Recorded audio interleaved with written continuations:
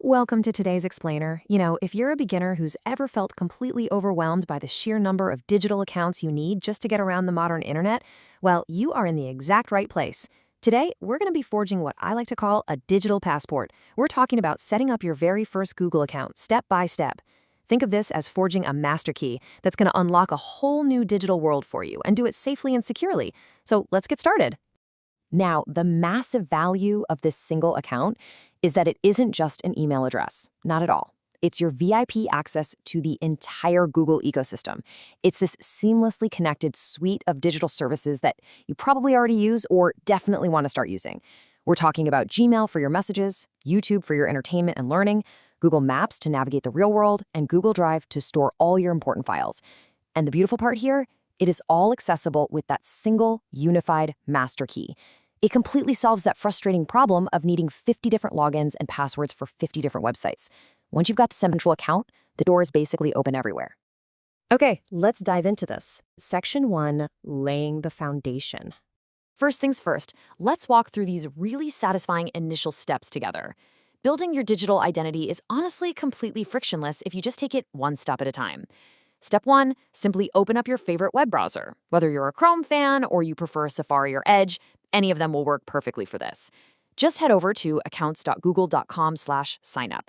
When you get there, you'll hit Step 2, where it'll ask who the account is actually for. Now, you'll see a few options there, like for my child or work or business, but for pretty much everyone watching this beginner's guide, you're going to want to choose for my personal use. That is the absolute standard choice, so stick to personal for now. Then, Step 3 is super straightforward. Just pop in your first and last name and some basic info. Now, right away, you might notice it asks for your birthday and gender. And hey, as a beginner, you might hesitate and think, wait, why exactly do they need my birthday? Well, Google actually uses this information for a very specific reason. They have to ensure you're of legal age to use certain restricted services across their ecosystem. And even more importantly, they use it to help keep your account secure. It's a standard safety protocol across the web, so you can feel completely confident filling out those fields as we build your foundation. Moving right along to Section 2, claiming your unique username. With the basics out of the way, we arrive at what is honestly often the trickiest part of the whole setup process, claiming your new @gmail.com address. And this brilliantly illustrates what happens to so many of us on our very first try. You type in the simple name you want, like Jane Doe, and boom, you get that dreaded red warning saying the name is already taken. Yeah, it can be incredibly frustrating when you just want to get moving. But by simply adding a little bit of unique flair, maybe a middle name, your city, or a favorite number, you transform it into something like Jane Doe London 2026, and suddenly it's available. So a little creativity goes a really long way here to get you past that red warning and secure a name that belongs entirely to you. All right, Section 3, securing your new account. Now that we have the shape of our key and our brand new username, it's time to lock it down safely. Security is absolutely crucial when it comes to an account that holds this much access to your digital life. 8, I really want to emphasize this number boldly.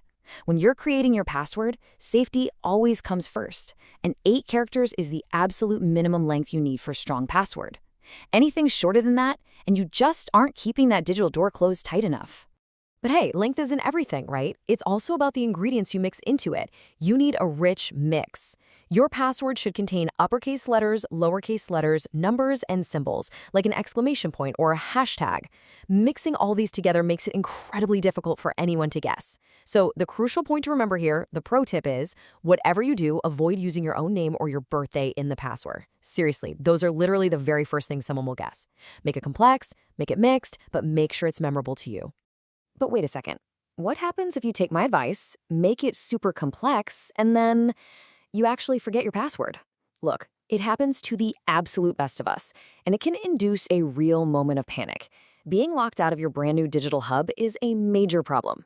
And that brings us to your recovery information. While you can technically sometimes skip this step during setup, it is highly, highly recommended that you don't. I strongly urge you to add a phone number or a recovery email address right now. If you ever forget your new password, this is the only way to get back into your account. If you choose to add a phone number, Google will just send you a quick text message with a 6-digit code. You type that code in to verify it's really you. It takes just a few seconds, and it provides the ultimate safety net for your new account. Let's move to and see how this builds into Section 4, Welcome to the ecosystem. We've forced your account, we've secured it, and now we are officially at the finish line. Here's the final step. You'll be presented with Google's privacy and terms document. Take a moment to review it, and then simply scroll all the way down to the bottom of the page and click I agree. That single, satisfying click officially seals the deal and creates your new account. And you're done. Cue the confetti. You will instantly be redirected to your brand new Google account dashboard. You've successfully navigated the whole shebang. Now, whenever you're on any Google page, I want you to train your eyes to look for the 9-dot grid icon right up there in the top right corner. That little grid is basically your magic portal. Click it and you can jump straight into your apps. Gmail, YouTube, Photos, Maps, you name it. It's all waiting right there for you at the click of a button. Your setup is officially complete and the door to the Google ecosystem is wide open. You just went from a blank slate to a fully secured, personalized digital hub.